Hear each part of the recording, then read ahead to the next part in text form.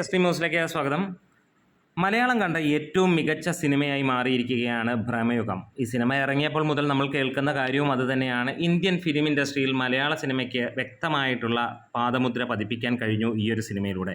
എന്ന് മാത്രമല്ല, world വൈഡായിട്ട് Indian സിനിമയ്ക്ക് അഭിമാനിക്കാൻ കഴിയുന്ന ലെവലിലുള്ള ഒരു മുഹൂർത്തം ഈ സിനിമ ഉണ്ടാക്കിയെടുക്കുകയും ചെയ്തു എന്നുള്ളത് തന്നെയാണ്. ഇന്ന് 11 ദിവസങ്ങൾ പിന്നിടുമ്പോൾ 11ാം ദിവസത്തെ സിനിമയുടെ കളക്ഷൻ നോക്കുകയാണെങ്കിൽ മികച്ച രീതിയിൽ തന്നെയാണ് സിനിമയുടെ കളക്ഷൻ. നമുക്കറിയാം, ഒരു ബ്ലാക്ക് ആൻഡ് വൈറ്റ് രീതിയിൽ അല്ലെങ്കിൽ ബ്ലാക്ക് ആൻഡ് വൈറ്റ് സിനിമയായിട്ടാണ് ഇത് വന്നിരിക്കുന്നത്.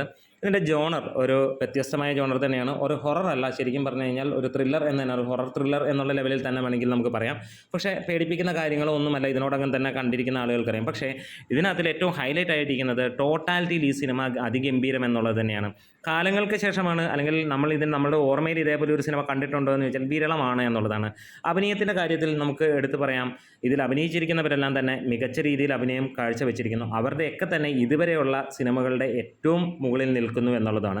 ഇന്ന് കളക്ഷൻ 612 തിയേറ്ററുകളിൽ നോക്കുമ്പോൾ നമുക്ക് കാണാൻ കഴിയുന്നത് ഏകദേശം 90 ലക്ഷം രൂപയാണ് ഇതുവരെ സിനിമയ്ക്ക് നേടാൻ കഴിഞ്ഞിരിക്കുന്നത്. അതായത് ഒരു ട്രാക്ഡ് കളക്ഷൻസിലൂടെ 1 കോടിക്ക് അടുത്തായിരിക്കും സിനിമ നേടുന്നത്. അത് 92-93 കോടിയായിരിക്കാം ഇന്ന് സിനിമയ്ക്ക് കളക്ഷൻ വരുന്നത്. അതായത് 1.5 കോടിക്ക് അടുത്തായിരിക്കും സിനിമ ഇന്നും കളക്ട് ചെയ്യാൻ പോകുന്നത് എന്നുള്ളതാണ്.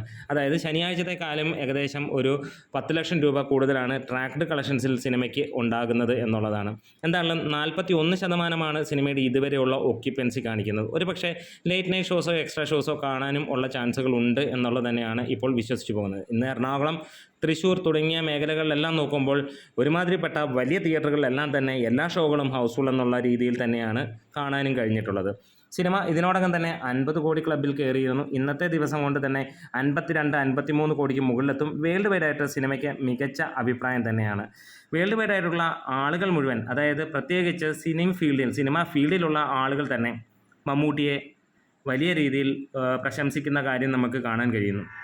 പ്രത്യേകിച്ച് ഈ പറഞ്ഞ പോലെ തന്നെ ഹിന്ദി, തമിഴ്, തെലുങ്ക്, കന്നഡ ഭാഷകളിലുള്ള ഓരോ വ്യക്തികളും മമ്മൂട്ടിയുടെ അഭിനയത്തിനെക്കുറിച്ച് എടുത്ത് വാഴ്ത്തുന്ന ഒരു കാര്യവും നമുക്ക് കാണാൻ കഴിയുന്നു. എന്തായാലും സിനിമ മികച്ച രീതിയിൽ തന്നെയാണ് മുന്നോട്ട് പോകുന്നത്.